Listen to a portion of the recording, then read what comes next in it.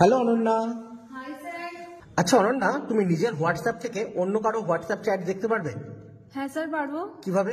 এর জন্য আমাদের এখানে হোয়াটসঅ্যাপ ওপেন করতে হবে। এরপর উপরে এখানে 3 ডটসে ক্লিক করতে হবে। এরপর এখানে সেটিংস অপশনে ক্লিক করতে হবে। এরপর এখানে প্লাস আইকনে ক্লিক করতে হবে। এরপর অ্যাড অ্যাকাউন্টে ক্লিক করতে হবে। এরপর এখানে এগ্রি অ্যান্ড কন্টিনিউ অপশনে ক্লিক করতে হবে। এরপর এখানে 3 ডটসে ক্লিক করে লিঙ্ক অ্যাজ কম্পেনিয়ন ডিভাইস অপশনে ক্লিক করতে হবে। এরপর যেই ফোনের হোয়াটসঅ্যাপের চ্যাট আমরা দেখতে চাই সেই ফোন থেকে এই কিউআর কোডটি স্ক্যান করে নিতে হবে। এরপর যেই ফোনের হোয়াটসঅ্যাপের চ্যাট আমরা দেখতে চাই সেই ফোনের হোয়াটসঅ্যাপ ওপেন করে 3 ডটসে ক্লিক করতে হবে।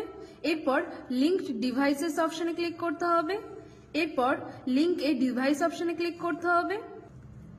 এরপর আমাদের এই কিউআর কোডটি স্ক্যান করে নিতে হবে। তাহলে আমরা নিজের ফোন থেকে অন্য ফোনের হোয়াটসঅ্যাপের চ্যাট দেখতে পারবো।